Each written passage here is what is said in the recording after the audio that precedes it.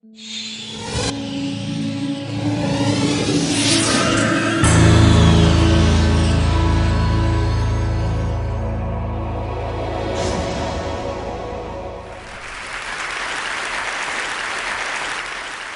need to make a confession at the outset here. A little over 20 years ago, I did something that I regret, something that I'm not particularly proud of, something that in many ways I wish no one would ever know, but that here I feel kind of obliged to reveal. In the late 1980s, in a moment of youthful indiscretion, I went to law school. Now,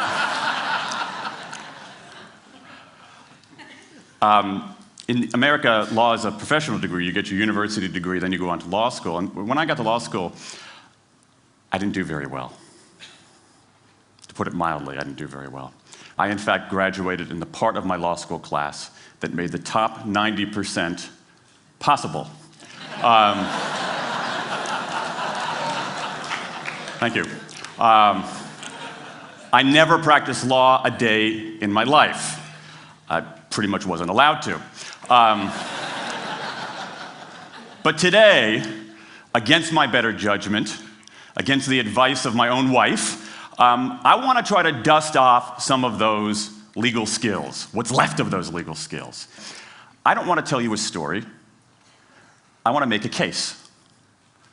I want to make a hard-headed, evidence-based, dare I say lawyerly case for rethinking how we run our businesses.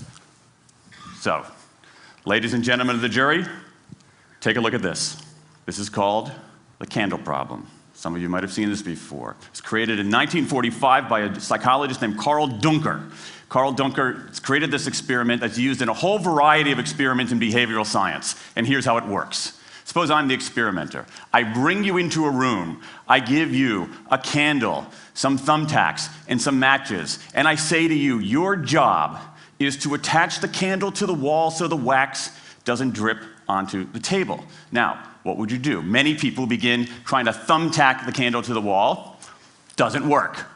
Some people, and I saw somebody kind of make the motion over here, some people have a great idea where they light the match, melt the side of the candle, try to adhere it to the wall. It's an awesome idea, doesn't work. And eventually, after 5 or 10 minutes, most people figure out the solution, which you can see here. The key is to overcome what's called functional fixedness. You look at that box and you see it only as a receptacle for the tacks, but it can also have this other function as a platform for the candle. The candle problem. Now, I want to tell you about an experiment using the candle problem done by a scientist named Sam Glucksberg, who's now at Princeton University in the US. This shows the power of incentives. Here's what he did. He gathered his participants and he said, I'm going to time you how quickly you can solve this problem. To one group, he said, I'm going to time you to establish norms, averages, for how long it typically takes someone to solve this sort of problem. To the second group, he offered rewards. He said, if you're in the top 25% of the fastest times, you get $5. If you're the fastest of everyone we're testing here today, you get $20. Okay, now this is several years ago, adjusted for inflation. It's a decent sum of money for a few minutes of work. Okay, it's a nice motivator. Question, how much faster did this group solve the problem? Answer, it took them on average 3.5 minutes longer. 3.5 minutes longer. Now this makes no sense, right? I mean, I'm an American, I believe in free markets, that's not how it's supposed to work, right? If you want people to perform better, you reward them, right? Bonuses, commissions, their own reality show, incentivize them. That's how business works, but that's not happening here. You've got an incentive designed to sharpen thinking and accelerate creativity, and it does just the opposite. It dulls thinking and blocks creativity. And what's interesting about this experiment is that it's not an aberration. This has been replicated over and over and over again for nearly 40 years. These contingent motivators. If you do this, then you get that. Work in some circumstances, but for a lot of tasks, they actually either don't work or often they do harm.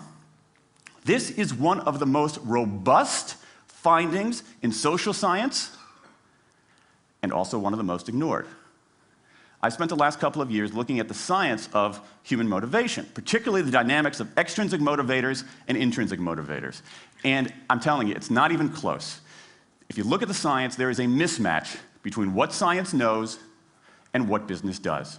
And what's alarming here is that our business operating system, think of the set of assumptions and protocols beneath our businesses, how we motivate people, how we apply our human resources. It's built entirely around these extrinsic motivators, around carrots and sticks. That's actually fine for many kinds of 20th century tasks.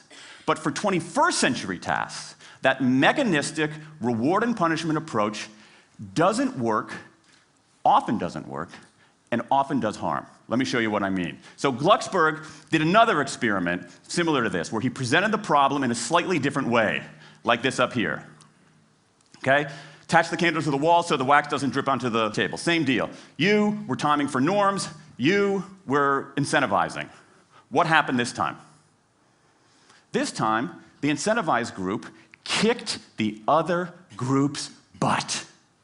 Why? Because when the tacks are out of the box, it's pretty easy, isn't it? If-then rewards work really well for those sorts of tasks, where there's a simple set of rules and a clear destination to go to. Rewards, by their very nature, narrow our focus, concentrate the mind. That's why they work in so many cases. And so for tasks like this, a narrowed focus where you just see the goal right there, zoom straight ahead to it, they work really well. But for the real candle problem, you don't want to be looking like this. The solution's not over here. The solution's on the periphery. You want to be looking around. That reward actually narrows our focus and restricts our possibility. Let me tell you why this is so important. In Western Europe, in many parts of Asia, in North America, in Australia, white-collar workers are doing less of this kind of work and more of this kind of work. That routine, rule-based, left-brain work, certain kinds of accounting, certain kinds of financial analysis, certain kinds of computer programming, has become fairly easy to outsource, fairly easy to automate. Software can do it faster. Low-cost providers around the world can do it cheaper. So what really matters are the more right-brain, creative, conceptual kinds of abilities. Think about your own work. Think about your own work. Are the problems that you face, or even the problems we've been talking about here, are those kinds of problems, do they have a clear set of rules and a single solution? No. The rules are mystifying. The solution, if it exists at all, is surprising and non-obvious. Everybody in this room is dealing with their own version of the candle problem. And for candle problems of any kind, in any field, those if-then rewards, the things around which we've built so many of our businesses, don't work. Now, I mean, it makes me crazy.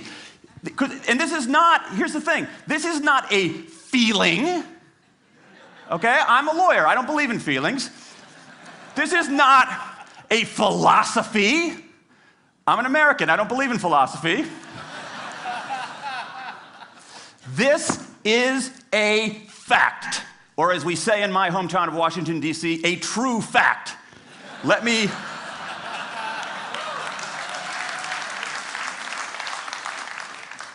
give you an example of what I mean. Let me marshal the evidence here, because I'm not telling you a story, I'm making a case, ladies and gentlemen of the jury. Some evidence. Dan Ariely, one of the great economists of our time, he and 3 colleagues did a study of some MIT students. They gave these MIT students a bunch of games that involved creativity and motor skills and concentration. And they offered them for performance 3 levels of rewards.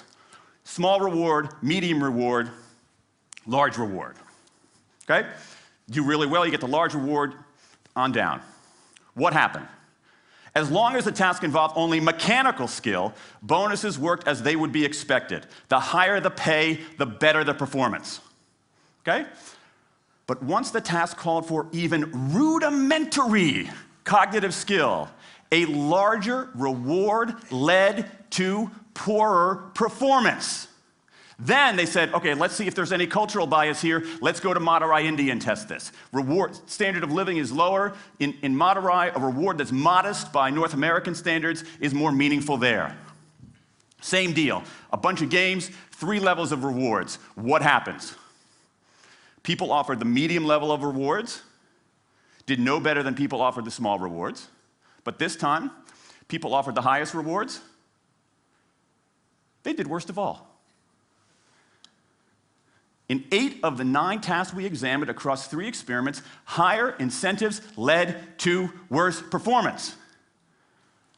Is this some kind of touchy-feely socialist conspiracy going on here? No, these are economists from MIT, from Carnegie Mellon, from the University of Chicago. And do you know who sponsored this research? The Federal Reserve Bank of the United States. That's the American experience. Let's go across the pond to the London School of Economics. LSE, London School of Economics, alma mater of 11 Nobel laureates in economics. Training ground for great economic thinkers like George Soros and Friedrich Hayek and Mick Jagger. Just last month, economists at LSE looked at 51 studies of pay-for-performance plans inside of companies. Here's what the economists there said. We find that financial incentives can result in a negative impact on overall performance. There's a mismatch between what science knows and what business does. And what worries me as we stand here in the rubble of the economic collapse is that too many organizations are making their decisions, their policies about talent and people, based on assumptions that are outdated, unexamined, and rooted more in folklore than in science. And if we really want to get out of this economic mess, and if we really want high performance on those definitional tasks of the 21st century, the solution is not to do more of the wrong things, to entice people with a sweeter carrot or threaten them with a sharper stick. We need a whole new approach. The good news about all this is that the scientists who've been studying motivation have given us this new approach. It's an approach built much more around intrinsic motivation, around the desire to do things because they matter, because we like it, because they're interesting, because they're part of something important. And to my mind, that new operating system for our businesses revolves around 3 elements: autonomy, mastery, and purpose. Autonomy, the urge to direct our own lives. Mastery, the desire to get better and better at something that matters. And purpose, the yearning to do what we do in the service of something larger than ourselves. These are the building blocks of an entirely new operating system for our businesses. I want to talk today only about autonomy. In the 20th century, we came up with this idea of management. Management did not emanate from nature. Okay? Management isn't, it's not a tree, it's a television set. Okay? Somebody invented it. And it doesn't mean it's going to work forever. Management is great. Traditional notions of management are great if you want compliance. But if you want engagement, self-direction works better. Let me give you some examples of some kind of radical notions of self-direction. And what this means, you don't see a lot of it, but you see the first stirrings of something really interesting going on. Because what it means is, it means paying people adequately and fairly, absolutely. Getting the issue of money off the table, and then giving people lots of autonomy. Let me give you some examples. How many of you have heard of the company Atlassian? Okay, looks like less than half. Atlassian is an Australian software company, and they do something incredibly cool. A few times a year, they tell their engineers, go for the next 24 hours and work on anything you want. As long as it's not part of your regular job. Work on anything you want. So the engineers use this time to come up with a cool patch of code, to come up with an elegant hack. Then they present all of these stuff that they've developed to their teammates, to the rest of the company, in this wild and woolly all-hands meeting at the end of the day. And then, being Australians, everybody has a beer. They call them FedEx days. Why? Because you have to deliver something overnight. It's not bad. It's a huge trademark violation, but it's pretty clever. That one day of intense autonomy has produced a whole array of software fixes that might never have existed. And it's worked so well that Atlassian has taken it to the next level with 20% time, done famously at Google, where engineers can spend 20% of their time working on anything they want. They have autonomy over their time, their task, their team, their technique. Okay? Radical amounts of autonomy. And at Google, as many of you know, about half of the new products in a typical year are birthed during that 20% time. Things like Gmail, Orchid, Google News. Let me give you an even more radical example of it. Something called the results-only work environment, the ROW, created by 2 American consultants in place at about a dozen companies around North America. In a ROW, people don't have schedules. They show up when they want. They don't have to be in the office at a certain time or any time. They just have to get their work done. How they do it, when they do it, where they do it, is totally up to them. Meetings in these kinds of environments are optional. What happens? Almost across the board. Productivity goes up, worker engagement goes up, worker satisfaction goes up, turnover goes down. Autonomy, mastery, and purpose. These are the building blocks of a new way of doing things. Now, some of you might look at this and say, that sounds nice, but it's utopian. And I say, nope.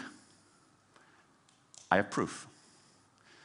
In the mid-1990s, Microsoft started an encyclopedia called Encarta. They had deployed all the right incentives. All the right incentives. They paid professionals to write and edit thousands of articles. Well-compensated managers oversaw the whole thing to make sure it came in on budget and on time. A few years later, another encyclopedia got started. Different model, right? Do it for fun. No one gets paid a cent or a euro or a yen. Do it because you like to do it. Now, if you had, just 10 years ago, if you had gone to an economist anywhere and said, hey, I got these 2 different models for creating an encyclopedia. If they went head-to-head, who would win? 10 years ago, you could not have found a single sober economist anywhere on planet Earth who would have predicted the Wikipedia model. This is the titanic battle between these 2 approaches. This is the Ali Frazier of motivation, right? This is the Thrilla in Manila, all right? Intrinsic motivators versus extrinsic motivators. Autonomy, mastery, and purpose versus carrots and sticks. And who wins? Intrinsic motivation, autonomy, mastery, and purpose in a knockout. Let me wrap up. There's a mismatch between what science knows and what business does, and here's what science knows. 1, those 20th century rewards, those motivators we think are the natural part of business, do work, but only in a surprisingly narrow band of circumstances. 2, those if-then rewards often destroy creativity. 3, the secret to high performance isn't rewards and punishments, but that unseen intrinsic drive, the drive to do things for their own sake, the drive to do things because they matter. And here's the best part. Here's the best part. We already know this. The science confirms what we know in our hearts. So, if we repair this mismatch between what science knows and what business does, if we bring our notions of motivation into the 21st century, if we get past this lazy, dangerous ideology of carrots and sticks, we can strengthen our businesses, we can solve a lot of those candle problems, and maybe, we can change the world. I rest my case.